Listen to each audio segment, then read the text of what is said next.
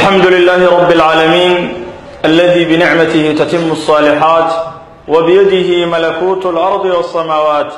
وأشهد أن لا إله إلا الله وحده لا شريك له، وأشهد أن سيدنا ونبينا محمدا عبد الله ورسوله صفيه وخليله وخيرته من خلقه،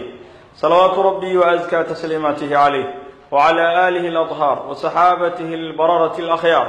ومن اهتدى بهديه إلى يوم البعث والقرار. وبعد،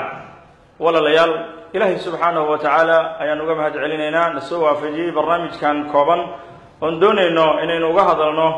قيمها يفضلك يشرفك وليه مالك لنا يوم عاشوراء. يوم عاشوراء ومالك طبناتك بش لنا محرم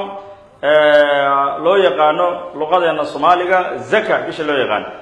مالك عاشوراء وبش إلهي بركيب كجرا ومحرم بش محرم وحيكمتها هاي بلها أفرتا وإلهي القرآن كوكوشا يري إن عدة الشهور عند الله 12 شهرا. إلهي بلها ترد وتريي يعني وحوي في كتاب الله ولبي طبعا يوم خلق السماوات والأرض عرك يدلك مركي العبورة يا إلهي أوقادا يا أزمانت يا إلهي أبوري منها 4 حرم أفرحا كمدر إلهي حشميسا وحرم معناه وحوي لما أقلا إن قفل ظلميو فلا تظلموا فيهن أنفسكم لما أقلا إن ديق لداديو ذنب إن لقالو وجودهان لبي طبعا كبلاد markii laga reebay 8 kala bawaasida laakiin bilahan si gooni ah ay xilliga jaahiliga xilliga islaamka aan loo ogoleen.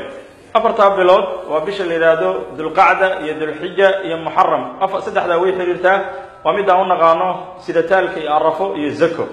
yani iyo bisha Rajab oo sabuuxa u naqaano oo Shacbaan iyo Ramadaan u dhaxaysa. bisha Muharram waa bil qiimo badan oo nabigeenu yiri alayhi salatu wasalaam صوم لا صومه markii la waajibka laga soo tago Ramadaanka waxa ugu fadliga badan soomka la yiraahdo la soomo bishan Muharram maalinkeeda tobnaadka qiimaha laga helayo xadiiskii saxiix ahaa oo nabigeena laga wariyay alayhi salatu wasalaam wuxuu yiri sawmu yawmi ashura yukaffiru as-sanata al-maadiyah. maalinka ashura soomka la soomo waxa qofka loogu dhaafaa sanadii tagtay oo dhan dambigeeda. Allahu akbar. maalinka tobnaadka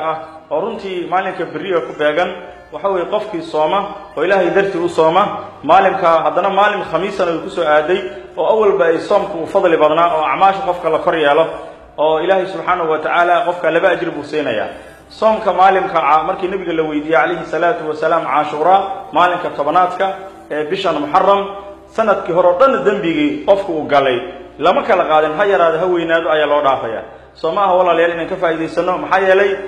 sanad kasta bisha Muharram maalinkeeda tobnaadka qofkii sooma yani wuxuu noqonayaa adduunyada wuxuu ka tagayaa ka dhimanaya wax dambi ah soon lahayn. ilaahay ina waafajiyo wax maxaa keenay marka in la soomo waxa keenay nabigeena alayhi salatu wasalaam sida ogsoontihiin bisha Muharram waxa ka bilowda sanadka hijriga hadda waxaynu galnay sanadii 1440 markii laga soo bilaabo markii suubanaheenu uu Madiina u soo haajiray sallallahu alayhi wasallam. yuhuud oo sooman ayuu nabigu soo galay sanadii labada ahayd markaas uu maxaad u soomantihiin markaas waxay dhaheen maalin kasta oo bisha Muharram 10 ay tahay Ashura ama yawmul 10 oo ay maalinka 10aad waxaan ku weyneynaa yawmun najallahu fihi Musa wa aghraqa Fir'aun wa maalinka Ilaahay subhanahu wa ta'ala nabiyullaahi Musa u badbaadiyay Fir'aun uu halaagay. marka nahnu nasuumuhu shukra waxaanu soomeynaa mahad celin markaas uu nabigu wuxuu yiri alayhi salatu wasalaam fa nahnu ahqqu bi Musa minkum. nabi Musa anaga in kaga xaq badan nabiguna waa soomay asxaabtiisana hal sooma buu yiri. waliba xadiis kale wuxuu yiri hadaan gaaro oo sanadka dambe aan gaaro la asuumanna taasi maalinka sagaalaadna waa ku qabana oo maanta oo kala arbaca si loogu dadaalo maalinkii inaysan ku dhaafin yuhuudana loo khilaafo hatta tobnaadka yani waxa in lagu daro ayaa fiican saddexda maalin insha Allah ta'ala Allah ina waafajiyo dunuubtana Allah ku dhaafo. kelimadeedii koobneed intaas ayaan ku soo koobi wabillahi tawfiiq wassalamu alaykum wa rahmatullahi ta'ala wa barakatuh.